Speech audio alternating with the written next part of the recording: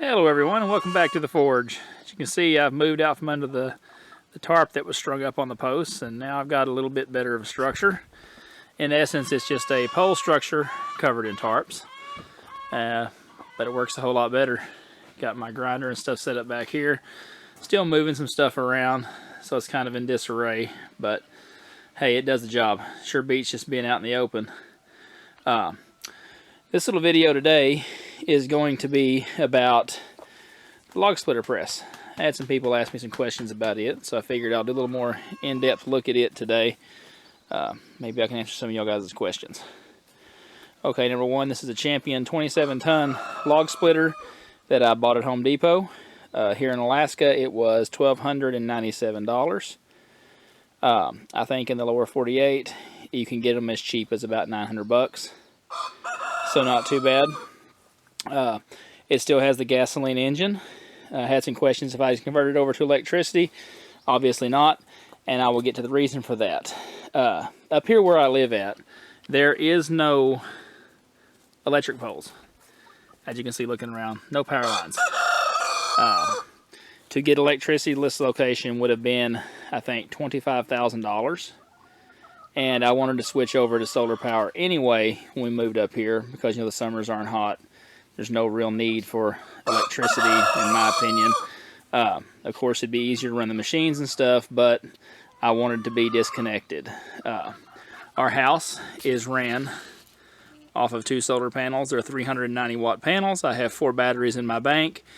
And to answer a question before it's asked, the forge does not run off of solar. It runs off a generator. The generator I have right here is a Champion dual fuel, 7,850 starting watt propane. It runs, or 100 watts, 7,850 starting watts on gas, 7,050 on propane. Since it's dual fuel, it can run off propane or gasoline. That's what I run my forge machines off of. And that is why the press motor is still gasoline, because there's no need to plug it up. There's no worry about lines or breakers or nothing. Another question y'all guys may ask is, what about the exhaust fumes being so close to the forge? That will actually be piped out. I'll make a conversion kit for the muffler that will pipe it out, kind of like what I did at my other forge. Keep the fumes out, but keeps it intact as a log splitter so I can use it to split wood. Okay. Moving on to the assembly up here. What I did with these press dies is basically just mirrored the splitting head that came on the press.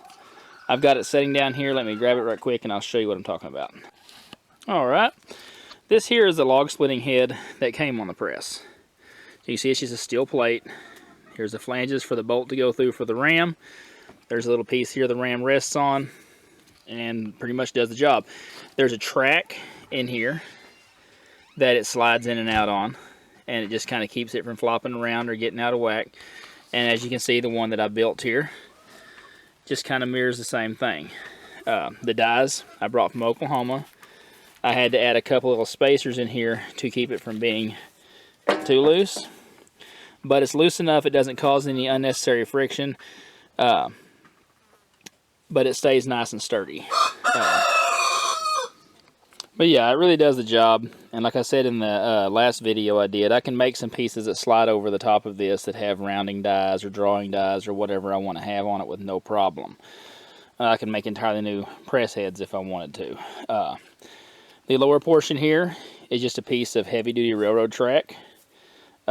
It rests against these tabs that are welded on here that usually the block of wood they would usually stick into the block of wood and kind of hold it. There's a spacer you may not be able to see on this video down in here where there's a gap in between this track and the base here. And the track was just wide enough to slide in underneath this little area here. And so it actually sets in there really nicely secure, but these C-clamps I've got on there are just kind of extra protection to keep it from moving around. And yet again, the bottom die just brought with me from Oklahoma. It does a really good job. I've actually already pressed out a billet of Damascus that I'm going to be using for the next little series I do on here. You guys will see that on the next video. but it was well worth the money. The fact that this setup here allows me to go back and forth between using this as a dedicated log splitter and then using it as a forge press really helps out. It kind of kills two birds with one stone. Other than that, though, as for the fuel efficiency of it, it's not super great. It does the job. It does have a little gauge here that tells you how low it is on gasoline. I've filled it up, I think, once and done several knives and, you know, that large piece of Damascus I made, stuff like that. So not too bad. Other than that, though, like I said, it does the job. If you're in the market for one, if you're in the lower 48, there may be some cheaper options. If you're here in Alaska, here on the Kenai Peninsula, they carry these at Home Depot. I know they have them in Anchorage as well. Mat-Su Valley, you probably have a Home Depot up there as well. And they make a 40-ton that I would eventually like to get to convert to an upright press and have it as a dedicated forge press. But 27-ton does the job. Price isn't too bad. Not too bad at all. And here's the little billet of Damascus I made. Press is nice and even. A lot better than the other one I had. It was pretty uneven. It was hard to keep things the proper thickness throughout. Pretty pleased with it so far. About the generator as well, if any of you are wondering anything else about that, you get about 8 hours of run time off of it on a full tank. That's with a half load, so not bad. Usually when I come in here in the forge and I'm grinding, I have more than enough time to get all of my grinding done and still not even touch the gas in the tank pretty much. But other than that, that's about it. If you have any more questions about the press or, you know, this off-grid setup that I've got or anything in general, go ahead and ask me in the comments down below, direct message me or whatever. Hit me up on Instagram at mmforge. I'd be more than happy to answer your questions. But I mean, it does really well. I've said that several times because it's the truth, and it's pretty affordable, especially if you're wanting to get a forge press and you're in Alaska, because, you know, getting one shipped up here gets pretty expensive, and you can go down to your local Home Depot or probably even a hardware store and pick these suckers up and bring them right home. So other than that, though, also the generator too, I'm going to tell you about that. It works really well. It's already been up here a year. My sister used it through last winter up here. They had colder temperatures here on the peninsula, and colder temperatures and more snow than they normally get, and it never missed a lick. Done a heck of a job, so no complaints about that. But with that being said, like I said, any questions you have, just ask them. Feel free.